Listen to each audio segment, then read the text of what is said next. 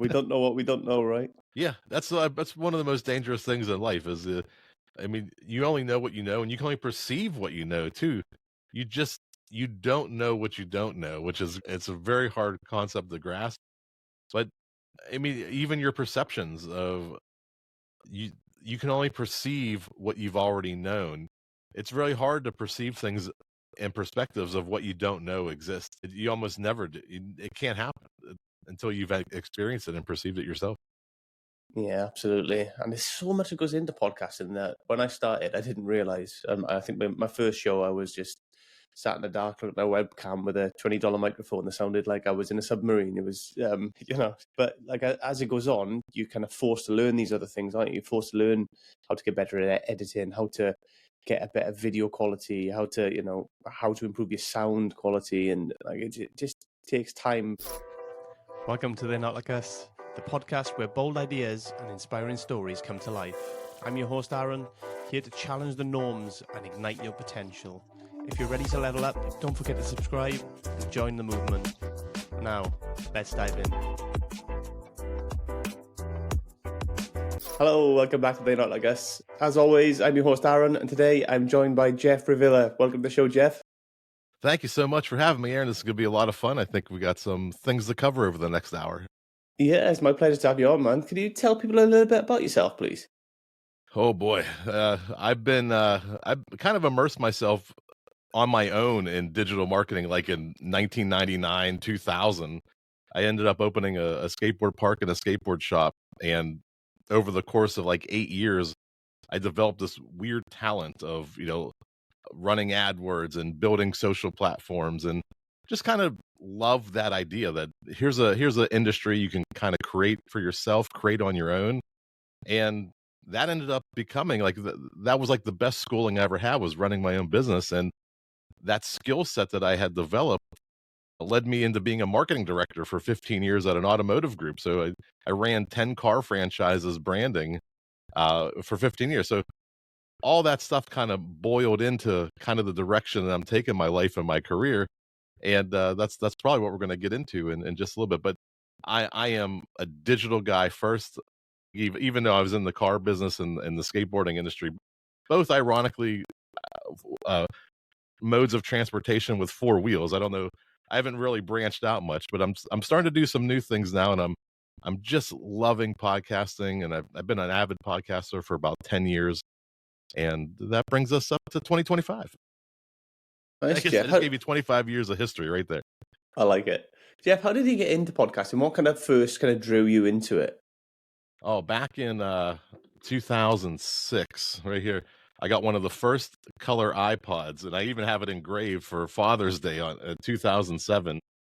That was back when you had to log into your iTunes account on your computer, subscribe to the podcast that you wanted, download the podcast that you wanted, then plug in your iPod, transfer all the files you downloaded to the iPod, and then take it with you. There was no automatic downloading back then. And there were some great shows like Marketing Over Coffee and the Beancast, and Joseph Jaffe had a great show. I think it was called Advertcast. And I was realizing, like, while I was in the skate shop and I'm immersing myself in AdWords and video. At the time I started doing YouTube video, I was getting all these free lessons, and these guys were talking to me about things that they were doing and exploring this realm, this new digital landscape, and they're sharing their findings with me. And I'm like, this is amazing, this education that I'm getting from podcasting. And all I gotta do is invest my time and just follow these guys and make sure I plug in my iPod to get the latest episode. And I was like, I'm gonna try it on my own. And so I found a host back in 2011, and we did a quick show. Like, it was like 4 or 5. We were both in automotive. We both were talking about just kind of getting started on online. She ended up getting a job being the marketing director for Ghirardelli Chocolates. It's a big chocolate company out in San Francisco, and that ended that relationship. I kept listening. I'm listening to more and more shows. I'm like, I'm gonna try it again. In 2015, there was a platform called Blab, and some people know Blab, some people don't. But Blab was one of these first four in the box live streaming services, and it had this great social element where within 30 seconds of going live, Blab would flood your live stream with 30 people. So I started doing trivia. I'm like, this will be fun. We're hanging out, we're playing games, we'll make it like a competitive hangout. And the Stuff I Never Knew Trivia Game Show podcast was born because of Blab. And Blab also recorded everything for you and allowed you to download everything. So it was a little bit ahead of its time where you could do this live stream, get a recording, and then I would extract the audio. And that audio became the first podcast I would release in RSS form finally. I finally figured out how to do it. I got a host and I started releasing these podcasts. And then Blab got really, really unstable. And it grew so fast. It had no business model, no way to make any money. And it just crumbled under its own weight. But it sparked something in me that podcasting could be more than recording in a studio or more than in your basement or at a friend's house. Podcasting can be this great social element. It can be with friends. It can be in front of people. It can be a live event. It can be chaotic. It can be, there could be times you turn a corner on a conversation. You have no idea where it's going. And then the audience throws a curveball at you and it derails the whole thing. And that chaos and that living in the moment and performing in the moment is what led me to like, man, how do we recreate this in real life? How do I get podcasting in front of people where they're enjoying it just like they would go to a comedy club to see a comedian or a small venue to see a rock band? I said, well, maybe there should be a venue that is specifically built just for podcasts. So when you go in there, you're all around the stage. I kind of like set the seats up to be like a boomerang around the stage. My goal was if you listen to a podcast, you have your earbuds in, or you're listening in your car by yourself on your morning commute, you get that feeling that this isn't like I'm part of this conversation. It's not like it's an intimate conversation, but I'm in the room with the podcast host. So if I could combine the social element that I got from Blab, this party atmosphere, and the actual feeling of immersion that you get when you listen to a podcast by yourself, I think I got something. And so that's what I've been working on for the last couple years. This idea has been in my head. Like, how do I build a venue, a place for live podcasting where people can come in? We can also live stream it. We can also give back the recording to the artist so that they can release it as a future podcast. All these elements came together over the last 5, 6, 7 years and has created something new, like a new form of entertainment, a place for people to perform their shows live and maybe even make a couple extra bucks doing it. Yeah, I love the concept, to be fair, because this is why I go live on this show as well, is to keep that authenticity and that, that the realism and the fact that it's not overproduced, it's not fake, it's just two people having a conversation and it's raw, it's natural, it is what it is. Like I said to you off picture before we started, that I do a little bit of prep, but I tend not to lean on it, and I like to go where the conversation goes. I like to have natural conversations, and I think people, not everybody, I suppose, but a lot of people do appreciate that, and a lot of people kind of feel more at home with that and being a part of it. And having that live when they're present as well is an extra layer to that, extra layer of involvement. They could even potentially turn and ask questions to the audience or whatever. And I think it's a really, really good idea, and I genuinely hope it takes off. Yeah, me too. I think there's something here, and I've been open for 6, 7 months now, and I'm finding people, and I'm kind of I'm also building this on two fronts. One, like I mentioned, I'm training the public who doesn't think of podcasting yet as a form of live entertainment, like a comedy club or a rock band, where they go to a venue to see somebody perform. So I'm the local area. I'm in Pittsburgh, Pennsylvania. We have a slightly older demographic, usually 6 months behind national trends and things that are popping. So I'm developing a public audience. I'm showing people this is a form of entertainment. This is something new you can do. It's not going to break the bank. It's $5, $10, $15 in that range for a night of entertainment, hanging out with people in the community, collecting together. People have the same thoughts. Maybe the show is a sports show or politics or something like that. So you're going to meet other people like you. So this is something you can do now. And but I'm also developing talent for the stage too. I need to find podcasters Most podcasters are very comfortable in their home setup. Like right now, I'm in my home setup and I know that I'm going to turn this on. Everything's going to work right away. I'm going to sound okay. But same with most podcasters. They like to record in their house, in their studio, where they're comfortable, where they can control the sound and they know exactly what's going to happen. So I'm trying to show, hey, if you want, there's another way to record. Maybe it's a special occasion or a special event. You don't do it every week, but you say, hey, we're going to be live on the main stage at the Paduti Live Podcast Theater in downtown Tarentum in April. And that instantly adds a whole new level of credibility. This is what we're finding out, that typically, hey, we release our show every Monday. For the listener, they get to download and listen to it. For the podcaster, they get to let people download it, and then they see like a statistic, 100 people downloaded. That's all the feedback that they get.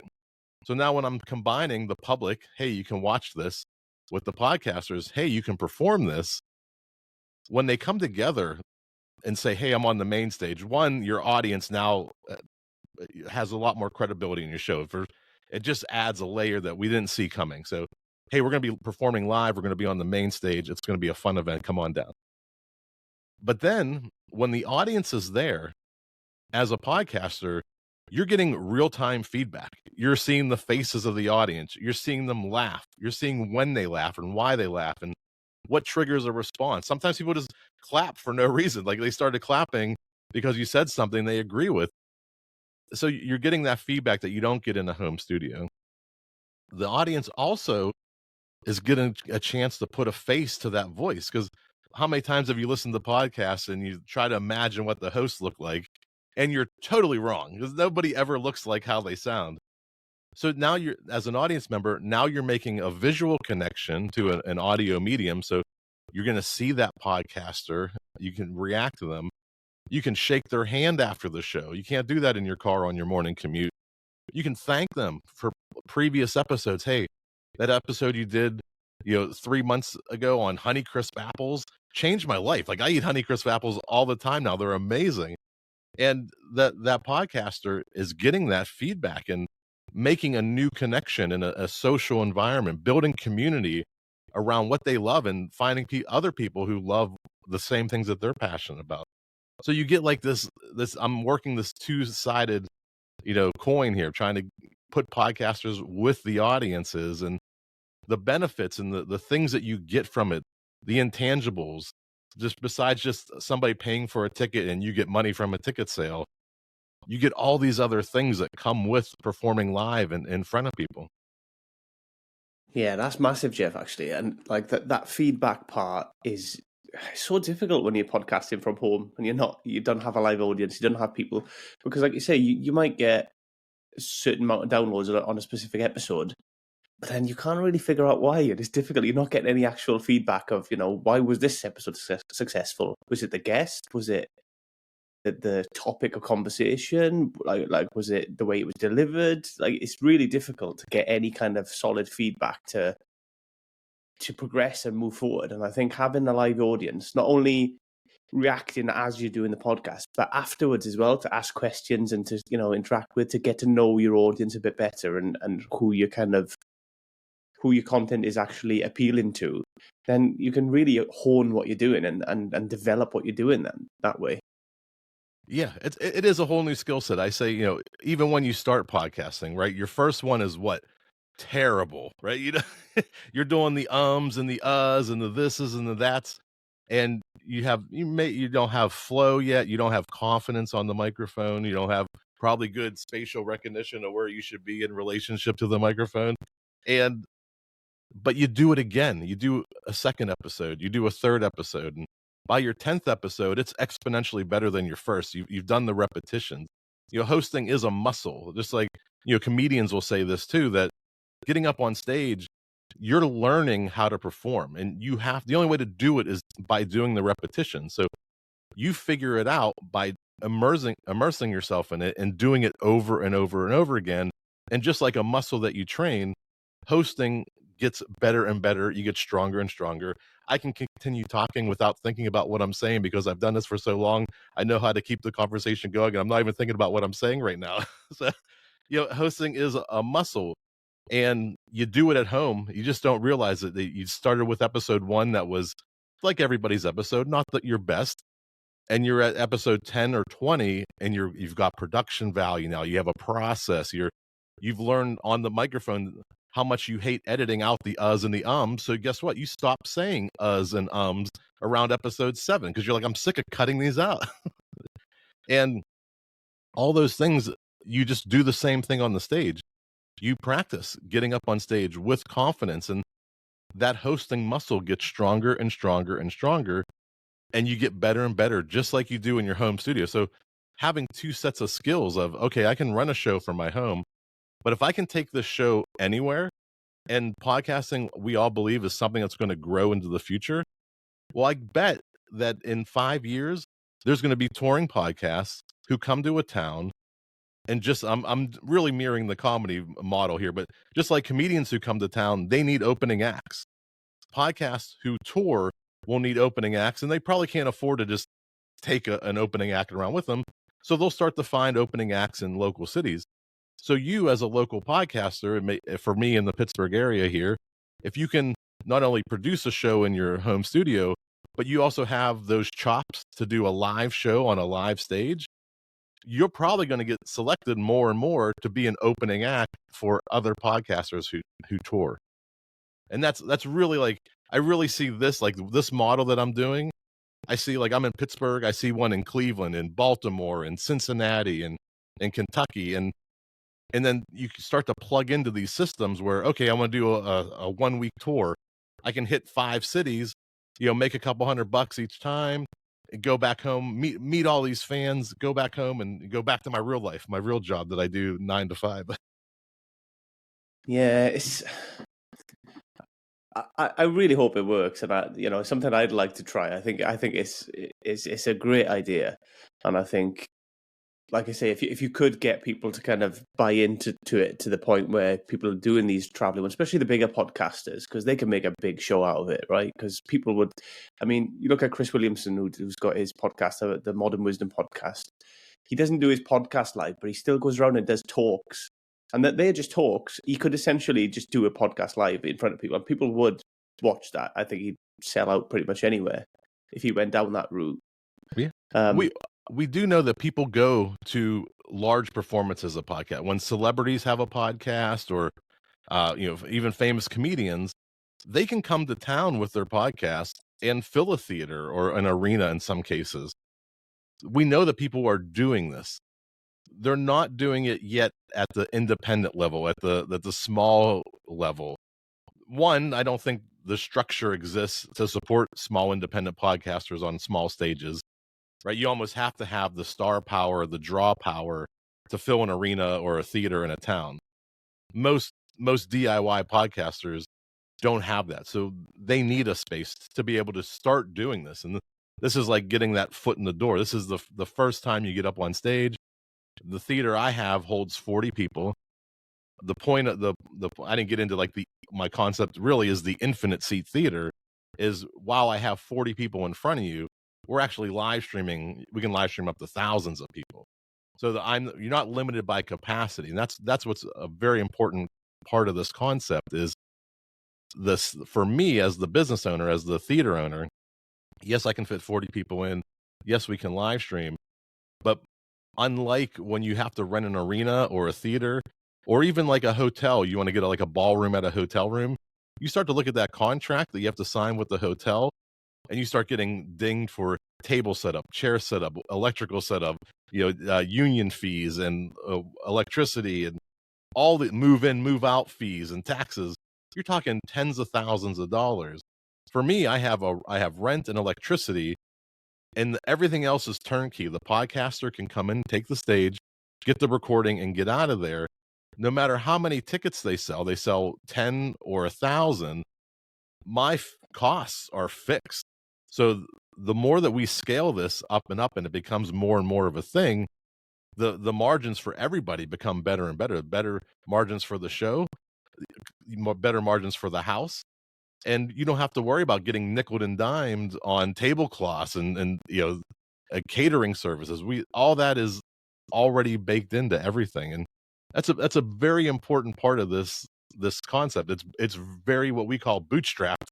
It's a minimal as you can get, but the returns could be as maximum as you dream. And I think if that model can get recreated around, you'll have a lot more podcasters doing live podcasts pretty quickly. Absolutely. I think it'll change the dynamic massively. And like you say about the costs of elsewhere, if I was to rent somewhere, say like a hotel area, like even a relatively small room, it cost me a fair bit. I'd have to provide all my own kit. So I'd have to bring my own microphones, more than likely, my own set. If I wanted it to look a specific way, I'd have to bring my own kind of broadcaster and stuff like that to kind of capture everything, and my own cameras for the video elements. And, I'd have to probably pay for the setup of the room if I wanted so many audience chairs and stuff like that. And it would really mount up really quickly. You couldn't do it. I don't know anybody who could do it. Yeah. No, not unless you wanted to throw a lot of money away. Like it's completely different going into somewhere. So I've used recording studios before that I set up for podcasting, which again, cost-wise, is much cheaper than me finding somewhere myself, bringing all my own kit and setting up and doing all that, because I can just go in, plug and play and leave. I'll get the footage, or I can even have it edited for me by the producer, and it's so much easier having that setup. You can make it more cost effective. So that's what you're doing there, is having that setup ready to go. So you can charge a fee much more competitive than anybody else could probably compete with. Everything's ready to go when they come in, and they'll get a good feeling from it, good atmosphere, and more than likely use it again at that rate. Yeah, nobody can beat my business model. I 1000% guarantee it. There's no contracts. There's no minimum ticket sales. I'll build a landing page for you for the event. I'll sell the tickets for you. I'll record and produce the event for you. I'll give you back the recording. I don't take any ownership over your content. I always say, hey, if you want to share it or cut it up, and please tag the theater. It'd be super cool. You don't have to do it, but it'd be nice if you mentioned us. And then at the end of the night, we sit down. I go over the dashboard where we sell the tickets. This is your cut. We take 50-50. So there's no risk up front to the creators. That was a very important part of this business model. I want people to come in here without fear, without expectation, without worrying if they don't sell the tickets, they're on the hook for like $300-400 for a room rental fee. The goal is to get repetition, right? I was talking about developing hosting skills. I need to develop talent for the stage in the local area. So my goal right now, this first year, I call it butts and seats. All I want to do is turn this room over, turn it over and over again, so that more people are exposed to this concept. More shows are more comfortable performing live, which means as we go through the first year here, the shows get better production. They get better, more entertaining from the stage. The audience grows because more and more people are having better and better experiences. And at the end of the night, for most podcasters, let's say they only sell 10 tickets at $10. They get half of that. They get $50. I guarantee you, for most podcasters, that $50, and I have the numbers that say for 80% of podcasters, that's more money than they've ever made ever doing their show. Most podcasters don't make anything. So to walk away from a one-night event and you make $50 to cover 2 or 3 months of hosting, 2 or 3 months of website hosting, your hobby is now paid for. It really changes your mindset, and it changes, what you think can happen. If you get a little bit of money coming in, well, maybe there's another stream of revenue that I can do to support myself. So because I love doing this, how do I make a business out of it? And if that little 10 tickets is the catalyst that shows you that it is possible, there are people out here who will support this, then that's what I want to develop during this first year for these podcasters is, yes, you can do this. There's all kinds of other things we do, little elements of monetization that don't have to be just host read ads. And I have some crazy numbers we can get into later on about. I don't know how much math you want to do on a Sunday morning. I'll let you do all the math, but you could tell me, but you could do all the sums. Here's what I try to tell most people, and this, a lot of these stats come from Libsyn, which is a podcast host here in Pittsburgh, one of the largest podcast hosts in the world. 90% of podcasts don't get over 1,000 downloads an episode. It's substantial. Most people are not going to get more than 1,000 downloads per episode. But the business model podcasters are chasing are host-read ads. If I could just do a host-read ad, I could sell a spot and I could make some money selling host-read ads. The problem is host-read ads are typically billed around $20 to $25 per 1,000 downloads.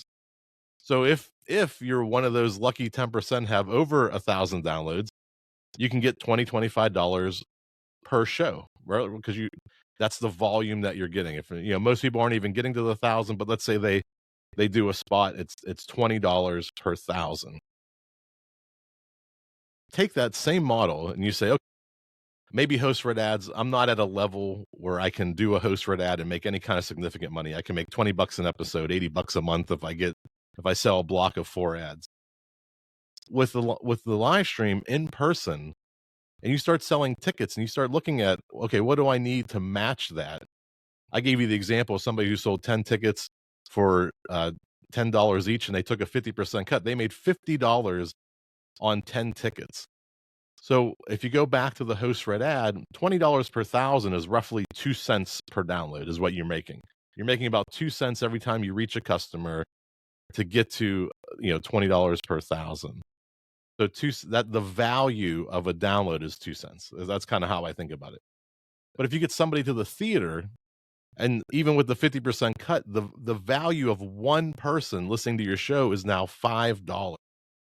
That's what 250 times greater than the value of a download. So if you start thinking of like, okay, we know about cars. There's Honda Civics, which are great, basic commuter cars, but there's also Lamborghinis. And we know that a Lamborghini is valued way more than a Honda Civic. Just like the download is 2 cents and the in-person is $5. The value between those two, based on the experience that the in-person audience member gets, the camaraderie, the community, all these other things exponentially make in-person better. And it only took 10 people to equal what would take you 2,500 downloads to build up. You'd have to build up to 2,500 downloads to make $50 on your audio podcast. But in person, you can match that with just 10 people.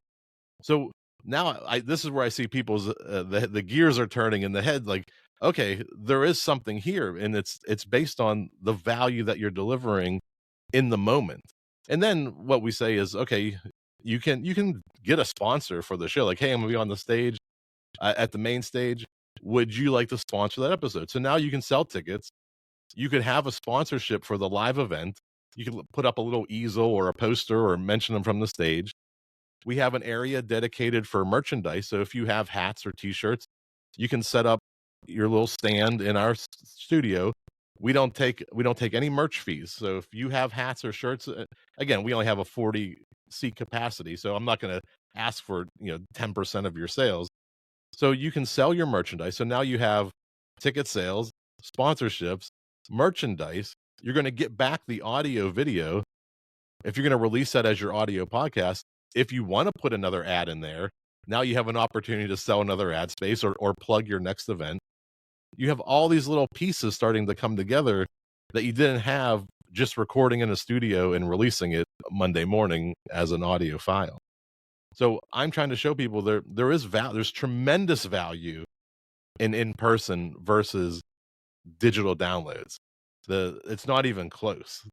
To be able to match it 10 to 2,500, right, is the equal 10 people in your theater versus 2,500 downloads to get the same amount of revenue. Wouldn't you want to try to sell 20? Imagine if you could just sell 20 tickets. Imagine if you could sell 40 tickets. That's way less. That's way more achievable than it is for most podcasters to get 2,500 downloads, which we know isn't happening. So I can tell you this other thing can be happening. It's not that hard to sell 10 tickets. It's not hard to sell 20 tickets. You can keep growing that and growing that and growing that. And it's exponentially more valuable than a digital download of an MP3 file. Yeah, and I also think as well that the value of having people turn up and being able to build a personal relationship with people, and them feel you're going to feel much more a part of something when you're in a room with somebody listening to the podcast than you are just listening on headphones. I don't know, anywhere else in the world, wherever you are.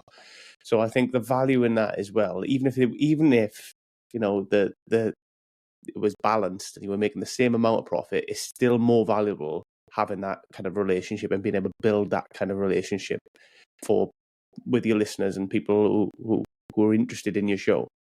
Yeah, and I'm saying you can still have both. You can still take this quality. You're going to get a good quality audio recording.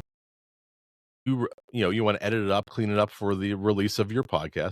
You're still going to have an audio MP3 file to distribute through your RSS feed through your podcast host. So you're just instead of recording at your house, you're recording in front of people, almost monetizing your recording process, because now instead of you sitting at home and recording, now you're going to record in the theater and make $50, right? So already, okay, this is something different. And then you still have all the other stages that you were distributing and releasing your podcast on. You have video clips for social media.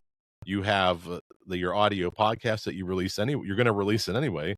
Why not every 4 or 8 episodes, we're going to do a special live show and, test the waters, see what you can do.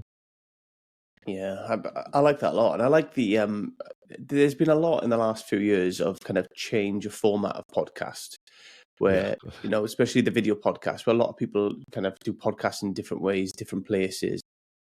Chris Williamson's one who travels around, does different setups and stuff like that. But equally, there's other people that do stuff like in cafes and other places and try to mix it up.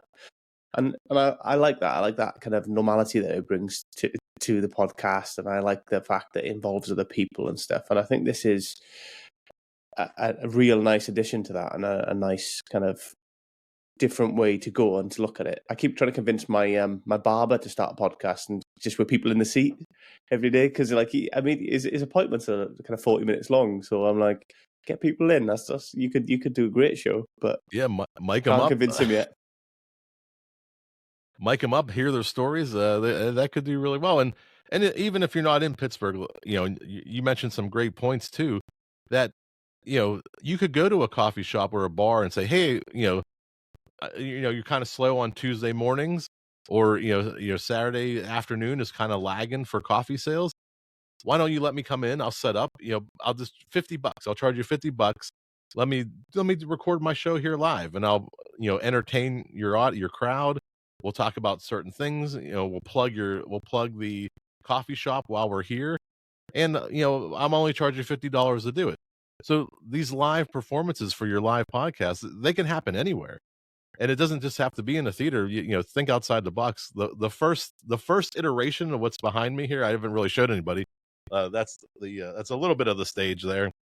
We have many different setups and there's actually a giant TV behind the wall, so we can bring in virtual guests as well. So your guest doesn't have to be in Pittsburgh. Your guest could be in California. The first iteration, I called it, was theater in a car, and I built it so that everything I needed would fit in the back of my sedan. I have a picture for you. I'll send it over, where you see like I have my podium because I host a trivia show. So my goal was can I just go to like a park or a pavilion or set up along a river path walkway and just do a trivia show and see what happens. And I had the speakers, the mixer, the podium, everything I needed was in this one thing in the back of my car. And that's what I did. I wanted to get out of the house and I wanted to do podcasts in front of people. I just knew that's what I had to do. And so that was the first iteration. And what you're talking about, people going to coffee shops or even your barber or, bars during the weekday when it's not crazy busy, those are great opportunities for you to experiment with live shows no matter where you're at in the world. And you could probably make a couple, but even, hey, we'll do it for $20 and a plate of wings. Give me some chicken wings and some $20 and I'll do a whole show here for you. You can there's other ways to get to live than having just a live theater. Yeah, absolutely. And I think it's a great idea. Because obviously I've told you I've done a studio show and stuff before, and that's kind of the route. I prefer the in-person conversations. I still love doing these virtual conversations, and I get to meet people that I wouldn't otherwise meet because travel costs and everything else. It's just not. I wouldn't be able to get to the States, and a lot of people I talk to are in the States, and there's a lot of interesting people over there, and I don't want to miss that opportunity. But I still like that in-person feeling of being sat in a room with somebody, and you can kind of pick up on cues a little bit better, and it's just, I don't know, it's just something about that environment. So that's something I was looking at, is because I find it very difficult to get good guests who are free, especially in kind of weekdays when a lot of the time when I do my filming or whatever else. So it is quite difficult. So my idea was to travel to people and try and get a setup. So I've got a similar setup. You probably can't see it; it's behind me because I've got the dark setup. But I've got 2 chairs, my table, my 2 mics and stuff. I've got my camera and everything else that I could travel. Essentially, I could put it all in the car and travel to guests, and that's my next approach that I'm going to try to do.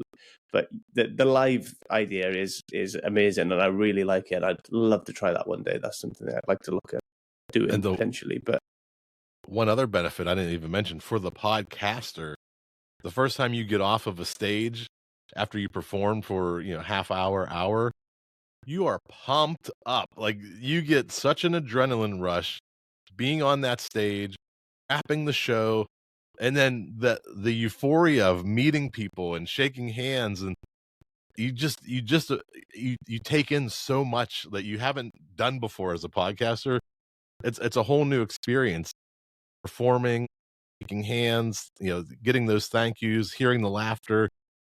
Like, it really changes what you think a podcast can be. And I promise you, it's worth the time investment. yeah, I really do like the idea. I would like to try it. I don't know what I'd be like with the live audience, especially if you might get some hecklers. You never know. Yeah, fill up the house and see how you feel after you sell out. I mean, in a 40-seat theater isn't anything ridiculous. Like, it's not so many people that it's like overbearing.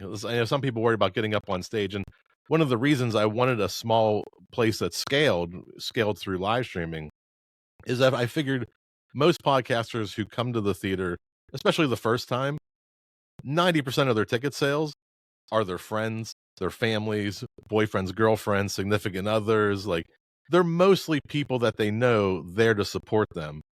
The live streaming aspect is for the fans, right? Who can't make it. Maybe they live out of state, they're not in the area, but they still want to support the show. They still want to see you live, and they can interact too. They can leave comments.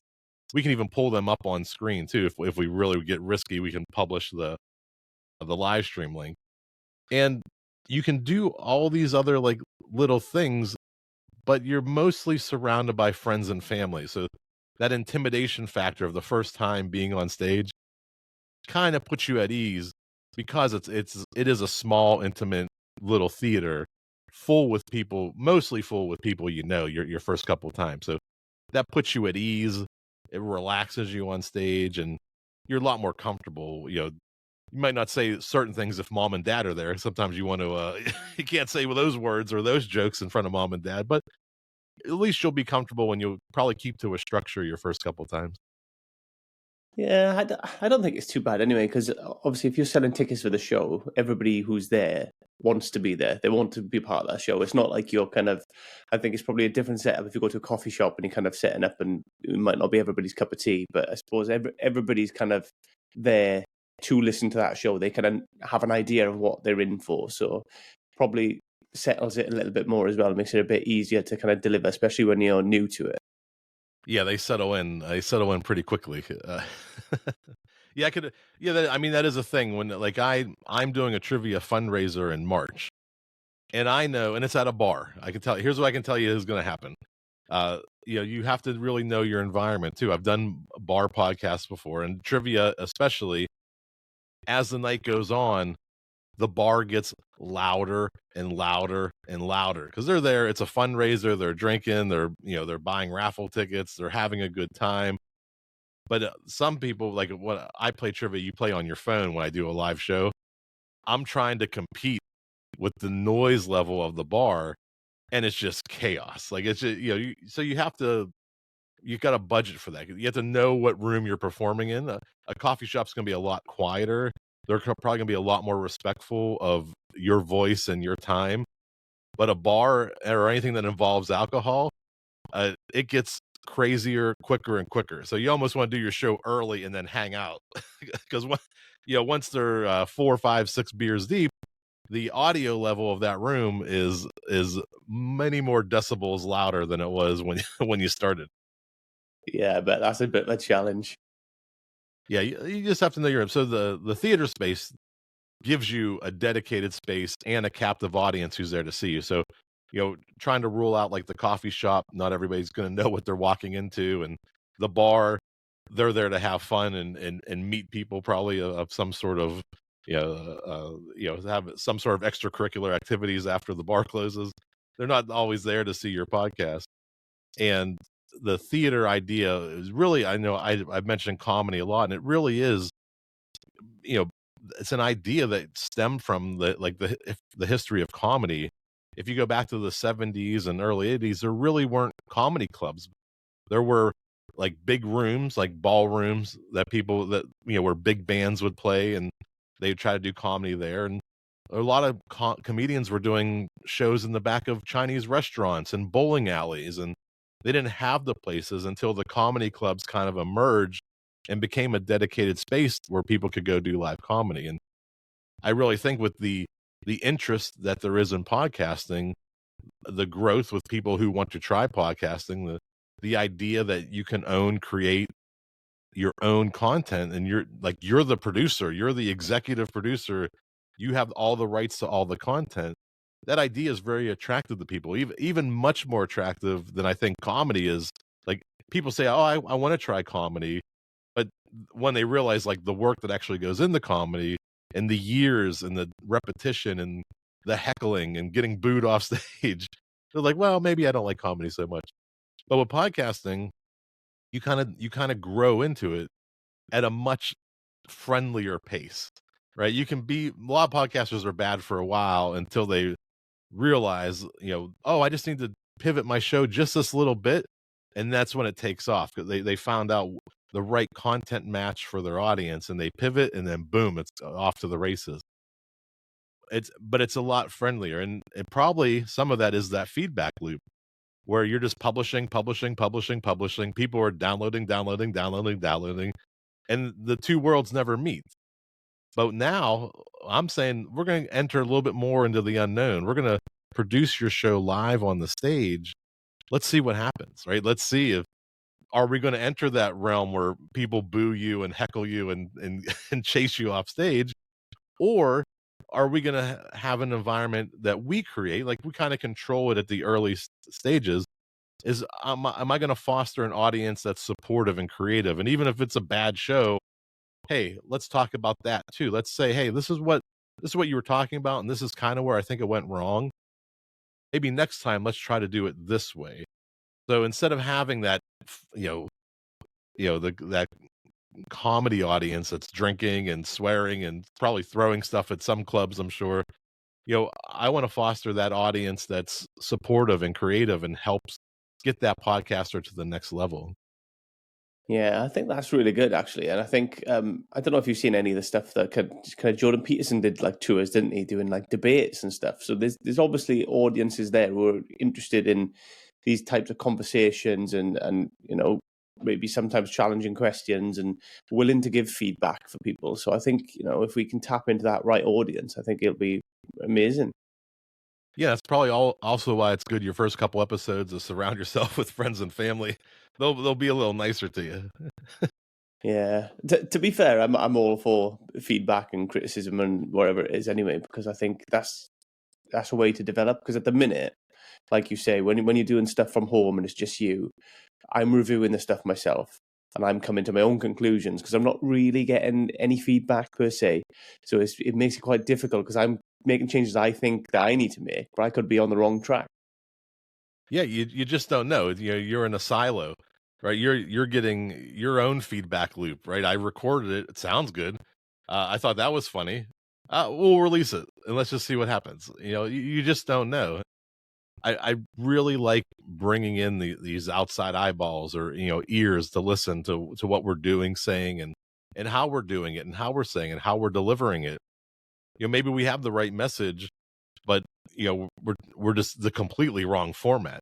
So that feedback and seeing those reactions in real time can help you substantially, help you grow faster than being in that siloed feedback.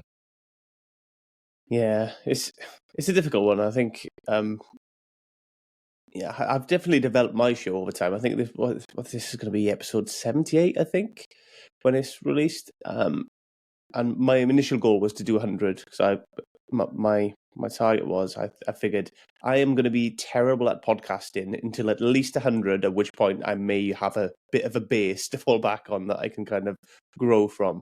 So 100 was my goal, and as I've gone on, I've just tried to tweak little things and make changes, and improve the equipment and try to improve my delivery and stop saying certain things in certain ways and kind of adjust and adapt along the way.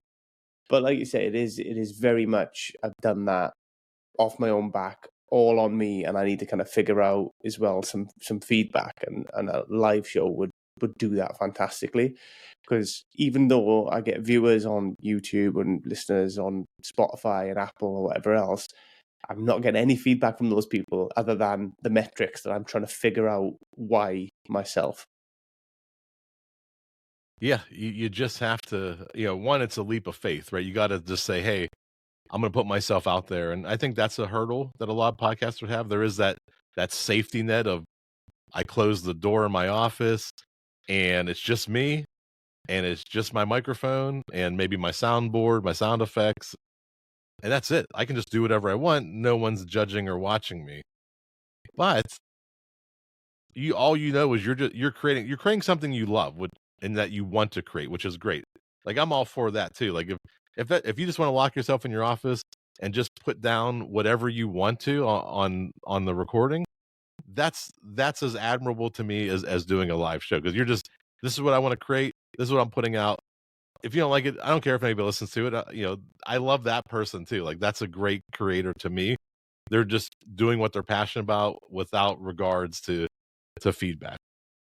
Yeah. Other people, okay. No, go on, Jeff. I mean, others want to improve, right? They want to entertain people. Like my trivia show, I want people to have a good time. I want them to come out laughing. I want it to be a family friendly environment. So I want this, like almost like you go on a road trip. You could feel safe listening to my show, and there's different levels of jokes that different ages will get. Some might be a little more colorful, but the adults will get them, the kids won't. So I want to build this like environment where it's fun for everybody to listen to. Anybody can yell out the answer in the car, and they're having like this experience together. And that's what I want the theater to be too. I want it to be a place where, like-minded people who are thinking like the same as the person up on stage, they can get together as a little small community and build on that concept that they all believe in, or they all think the same way or share the same passion. Now there's not just you in your community and the people who download your show or watch you online, but now there's actual physical people in the community who know the topic sometimes as well as the host does, who are as passionate, who will slip you little nuggets of information like, hey, you're talking about this. I know the backstory to like that part of the story. And now you're building this community, and you're finding people who sometimes are better than you or more knowledgeable in the subject, feeding you the nuggets for future shows. That's a lot of fun when you start to see that, when you see that happen. Like even now with the theater, people come in. I'm not a lighting guy. I'm not a sound guy, really. Like I know enough, like I'm enough to be dangerous. I'm, same with video. Like I understand it, but I'm not like a professional video audio producer. But people come in now and they say, oh, it's pretty interesting how you did it this way, but you could also do it this way. And those little things, are making me a better producer, a better theater owner, because of the community connection. I never would, just me sitting at home, I got my lights around me and I got the green screen behind me and my green coffee cup that, I would just be here doing my own thing, getting my own feedback. But now that I've opened the doors to the theater, these other thoughts, these other perspectives are coming in and sharing with me, even technical aspects, camera, lighting. And the same thing happens when you bring in people of like minds with your own podcast.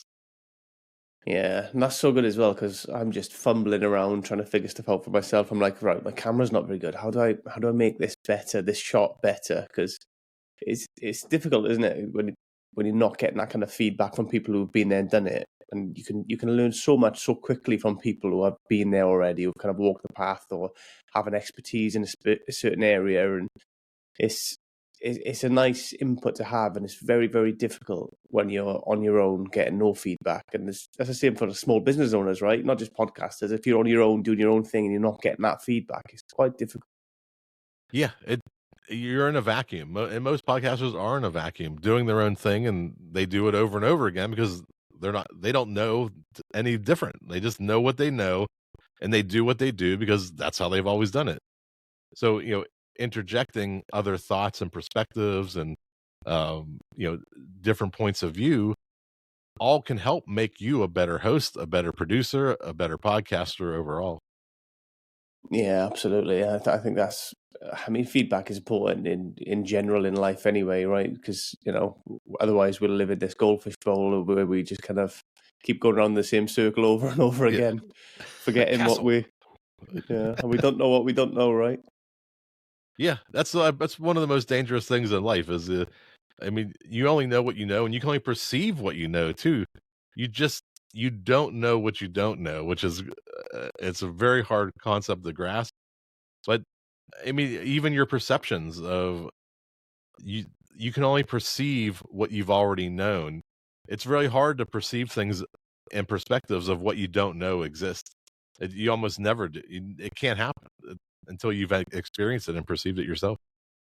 Yeah, absolutely. And there's so much that goes into podcasting that when I started, I didn't realize. I think my first show, I was just sat in the dark with my webcam with a $20 microphone that sounded like I was in a submarine. It was, you know, but like as it goes on, you kind of forced to learn these other things, aren't you? You're forced to learn how to get better at editing, how to get a better video quality, how to improve your sound quality, and like it just takes time, practice, repetition, and some feedback does always help, obviously.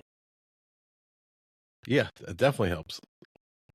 100%. Yeah, absolutely. So obviously you've got your studio set up. Do you do the marketing on behalf of the shows, or do they have to do their own marketing? A little bit of both.